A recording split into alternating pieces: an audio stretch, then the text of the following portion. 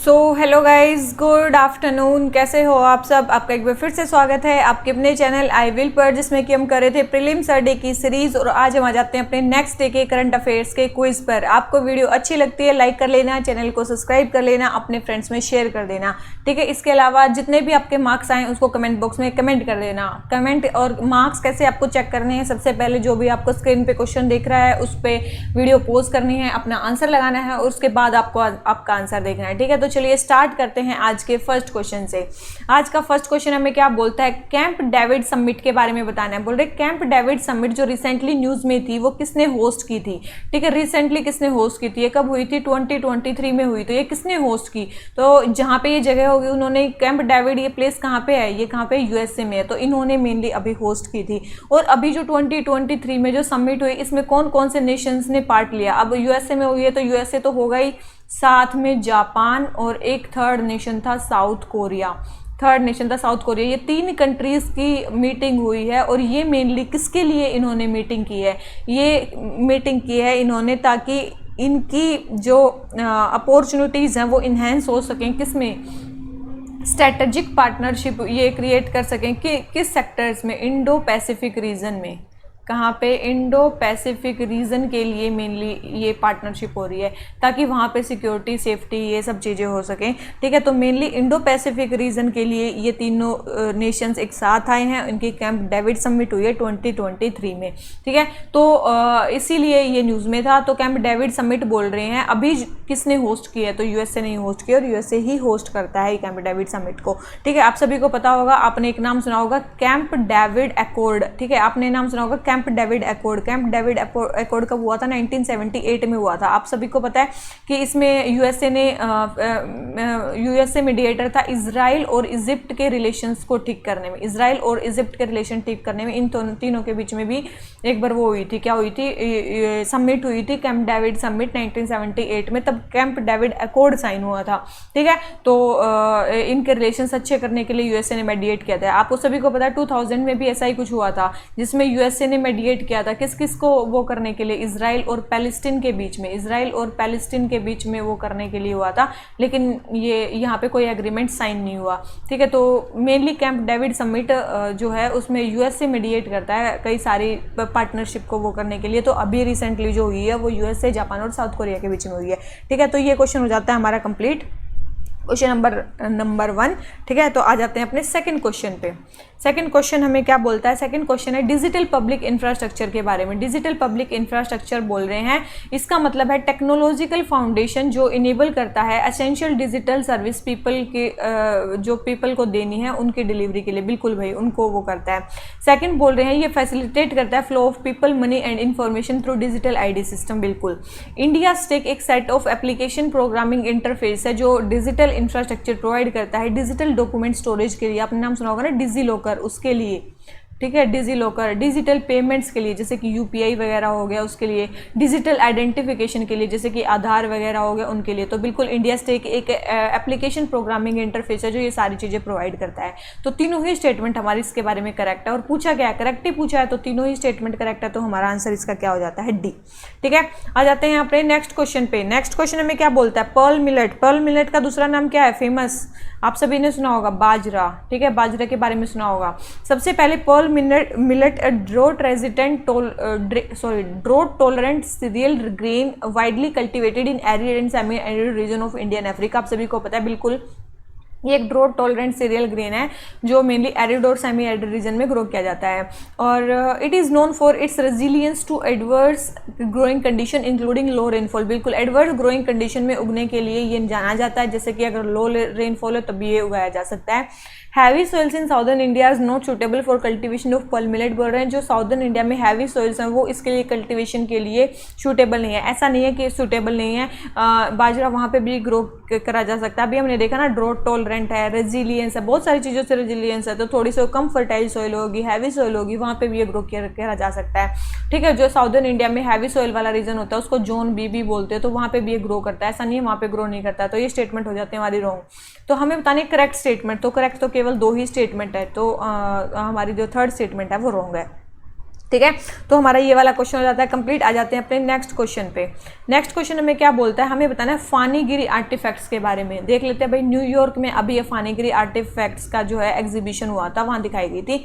सबसे पहले है Phanigiri often refer to as hillock of snakehood. ये तो बिल्कुल सही है, फानीगिरी को फनीगिरी फन होता है ना, सांप का फन होता है, तो इससे याद रखो फनीगिरी। गिरी मतलब होता है कोई प्लेस या विलेज, और फन मतलब स्नेक का जो वो होता है ना, फन हुड, स्नेक का हुड जो होता है उसको बोलते हैं फन।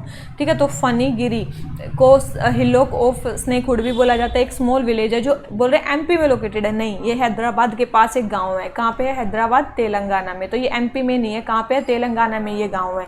तो ये स्टेटमेंट हमारी क्या होगी? रॉन्ग होगी।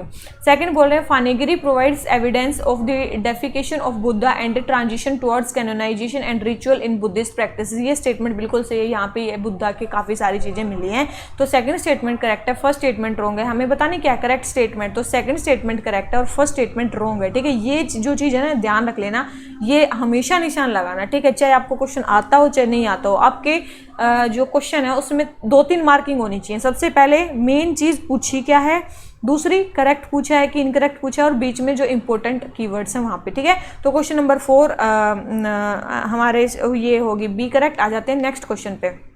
नेक्स्ट क्वेश्चन है, हमें बताना है बंगलार माटी और बंगलार जोल के बारे में। बोल रहे हैं ये रविंद्रनाथ टैगोर ने लिखे हैं। बिल्कुल, ये किसने लिखे हैं? ये सॉन्ग्स थे जो किसने लिखे हैं? रविंद्रनाथ टैगोर ने लिखे हैं। कब लिखे गए थे? 1905 में लिखे थे, जब लॉर्ड कर्जन ने पार्टीशन ऑफ बंगाल कर दिया था, बिल्कुल तब लिखे थे। और इनको स्टेट एंथम भी डिक्लेयर कर दिया गया है वेस्ट बंगाल का, बिल्कुल इनको कर दिया गया है। तीनों ही स्टेटमेंट इसके बारे में करेक्ट है, तो हमें बतानी करेक्ट स्टेटमेंट। तो तीनों ही स्टेटमेंट इसके बारे में करेक्ट है, तो हमारा आंसर क्या हो गया? सी। इसके अलावा जो 15 अप्रैल है उसको स्टेटहुड डे भी डिक्लेयर कर दिया गया है, क्योंकि ये बंगाली कैलेंडर जो है ना उसका फर्स्ट डे है। ठीक है, तो उसको स्टेटहुड डे भी डिक्लेयर कर दिया गया है। ठीक है, तो ये दो चीज़ एक साथ हुई थी, एक तो इसको स्टेटहुड डे डिक्लेयर कर दिया गया है और इसको स्टेट एंथम डिक्लेयर कर दिया गया है, बंगला और माटी और बंगलार जोल को। ठीक है, तो क्वेश्चन नंबर 5 हमारे क्या नाम लेते हैं, आंसर हो जाता है सी। आ जाते हैं नेक्स्ट क्वेश्चन पे। नेक्स्ट क्वेश्चन है व्हाइट ड्वार्फ के बारे में बताना है। सबसे पहले व्हाइट ड्वार्फ के बारे में बताना है। सबसे पहले ये हमें एज ऑफ यूनिवर्स के बारे में बता सकता है, बिल्कुल भी बता सकता है।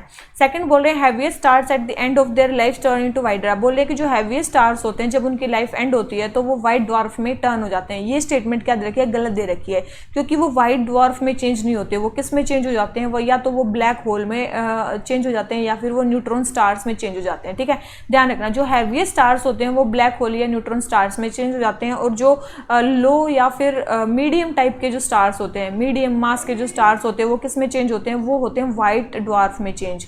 वो किस में होते हैं? व्हाइट ड्वार्फ में चेंज होते हैं। ठीक है, तो ध्यान रखना व्हाइट ड्वार्फ में कौन चेंज होता है और ब्लैक होल या फिर न्यूट्रॉन स्टार में कौन चेंज होता है। तो सेकंड स्टेटमेंट रॉन्ग है, फर्स्ट स्टेटमेंट करेक्ट है। हमें क्या बतानी है? इनकरेक्ट। देखो यहाँ पे हमें बतानी है इनकरेक्ट स्टेटमेंट, तो सेकंड स्टेटमेंट इनकरेक्ट है और फर्स्ट स्टेटमेंट करेक्ट है, तो हमारा आंसर क्या हो जाता है? ए। ठीक है, तो हमारा आंसर क्या हो जाता है? ए। तो ये क्वेश्चन हो गया हमारा कंप्लीट। क्वेश्चन नंबर 6 आ जाते हैं अपने नेक्स्ट क्वेश्चन पे। नेक्स्ट क्वेश्चन हमें क्या बोलता है? नेक्स्ट क्वेश्चन है which of these drainage patterns is formed when stream flow in different directions from central peak और डोम लाइक स्ट्रक्चर। बोल रहे हैं कि सेंट्रल पीक से जब बहुत सारी स्ट्रीम्स बाहर निकलती हैं तो उसको क्या बोलते हैं? उसको बोलते हैं क्या? Radial pattern. उसको क्या बोलते हैं? Radial pattern. रेडियाटिक आपको पता है ट्री की ब्रांचेस की तरह होता है, रेक्टेंगुलर आपको पता है कुछ ऐसा सा होता है।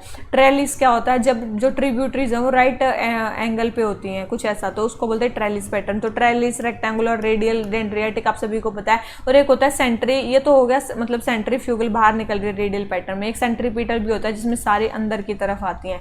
ठीक है, तो ये काफ़ी सारे रिवर्स के पैटर्न है जिसमें वो स्ट्रक्चर बनाती हैं। तो क्वेश्चन नंबर 7 आंसर हो गया बी। आ जाते हैं अपने नेक्स्ट क्वेश्चन पे। नेक्स्ट क्वेश्चन हमें क्या बोलता है? हमें बताना है कि जब अलकनंदा और भागीरथी मिलती हैं, जब ये अलकनंदा है जब भागीरथी मिलती है तो वो कौन सा कहाँ पे मिलती है? वो उसका उनका कन्फ्लुएंस कहाँ पे होता है? तो उस प्लेस को क्या बोला जाता है? देखो उसको बोला जाता है देवप्रयाग। उसको क्या बोला जाता है? देवप्रयाग बोला जाता है। ठीक है, ध्यान रखना, बहुत इंपॉर्टेंट है। उसको क्या बोला जाता है? देवप्रयाग बोला जाता है। ठीक है, ये हमारा है क्या? देवप्रयाग। ठीक है, इसके अलावा हमें 4 और दे रखे हैं। कर्णप्रयाग किसको बोलते हैं? आप सभी ने सुना होगा, जब अलकनंदा पिंडर रिवर से मिलती है, किससे रिवर से? पिंडर रिवर से मिलती है, तो उसको बोलते हैं कर्णप्रयाग। रुद्रप्रयाग हमें दे रखा है। रुद्रप्रयाग में क्या? जब मंदाकिनी रिवर अलकनंदा से मिलती है, जब मंदाकिनी रिवर अलकनंदा से मिलती है तो उसको बोलते हैं रुद्रप्रयाग। विष्णुप्रयाग में क्या होता है? जब धौली गंगा धौली गंगा जो है वो अलकनंदा से मिलती है तो उसको बोलते हैं विष्णु प्रयाग। ठीक है, हमारा एक और प्रयाग बाकी है। ठीक है, तो मेरे को कमेंट सेक्शन में बताना वो 5वां प्रयाग कौन सा है। ठीक है, मेरे को कमेंट बॉक्स में बताना, मैं भूल रही हूँ कि वो लास्ट वाला प्रयाग कौन सा है। तो क्वेश्चन नंबर 8 हो गया हमारा कंप्लीट। आ जाते हैं क्वेश्चन नंबर 9 पे। क्वेश्चन नंबर 9 हमें क्या बोलता है, हमारा है which of the following regions of the world are seismically active. बोल रहे हैं सिस्मिकली एक्टिव कौन से रीजन है। मिड अटलांटिक रीज, बिल्कुल भाई मिड अटलांटिक रीज आप सभी को पता है, वहाँ पे बहुत सारे वोल्केनोज फटते हैं और बिल्कुल वो सिस्मिकली एक्टिव रीजन है। एल्पाइन हिमालयन बेल्ट, बिल्कुल ये भी है। सेंट्रल अफ्रीका, आप सभी को पता होगा, आपने ये वाला अफ्रीका का रीजन देखा होगा। ठीक है, तो यहाँ पे इधर की तरफ ग्रेट अफ्रीकन रिफ्ट है, तो वहाँ पे तो मेनली क्या है, मतलब वोल्केनोज वगैरह या फिर सिस्मिकली एक्टिव रीजन है। लेकिन वेस्टर्न और जो सेंट्रल वाला रीजन है वो उतना ज़्यादा सिस्मिकली एक्टिव नहीं है, ये स्टेबल रीजन है। तो ये सेंट्रल अफ्रीका का रीजन जो है वो सिस्मिकली एक्टिव नहीं है। तो first and second statement correct है, थर्ड स्टेटमेंट रॉन्ग है। और हमें बतानी क्या करेक्ट स्टेटमेंट, तो 2 स्टेटमेंट करेक्ट है, फर्स्ट एंड सेकंड, और थर्ड स्टेटमेंट रॉन्ग है। ठीक है, तो क्वेश्चन नंबर 9 हो गया हमारा कंप्लीट। आ जाते हैं क्वेश्चन नंबर 10 पे। क्वेश्चन नंबर 10 हमें क्या बोलता है, most of the world deserts are located in western margin of the continents in subtropics. बोल रहे हैं ज़्यादातर जो वर्ल्ड के डेजर्ट हैं वो वेस्टर्न मार्जिन पे हैं सब ट्रॉपिक के कॉन्टिनेंट्स के। तो हमें बताना है ऐसा क्यों है। सबसे पहले ट्रॉपिकल ईस्टर्ली जो विंड है वो ड्राई हो जाती है जब तक वो वेस्टर्न मार्जिन पे पहुंचती है, बिल्कुल सही स्टेटमेंट है। सेकंड बोल रहे हैं वार्म ओशन करंट्स का प्रेजेंट होना along the western shores of continent. देखो जो वार्म ओशन करंट है वो क्या लाते हैं, रेनफॉल लेके आते हैं। अगर कहीं पे भी रेनफॉल होगा तो वहाँ पे तो डेजर्ट नहीं बनेंगे ना, रेनफॉल इनवर्सली प्रोपोर्शनल है। ठीक है, तो वहाँ पे क्या होने चाहिए, कोल्ड ओशन करंट होने चाहिए। जहाँ पे कोल्ड ओशन करंट होंगे वेस्टर्न मार्जिन पे, वहाँ पे डेजर्ट बनेंगे। तो मैक्सिमम जो कॉन्टिनेंट्स उनके वेस्टर्न मार्जिन में डेजर्ट इसलिए होते हैं क्योंकि वहाँ पे क्या होते हैं, कोल्ड ओशन करंट होते हैं, ना कि वार्म ओशन करंट। तो सेकंड स्टेटमेंट रॉन्ग है, फर्स्ट स्टेटमेंट करेक्ट है। हमें बताना क्या करेक्ट, बताने की करेक्ट कौन सा है। तो करेक्ट तो केवल एक स्टेटमेंट है, तो हमारा आंसर क्या हो गया ए।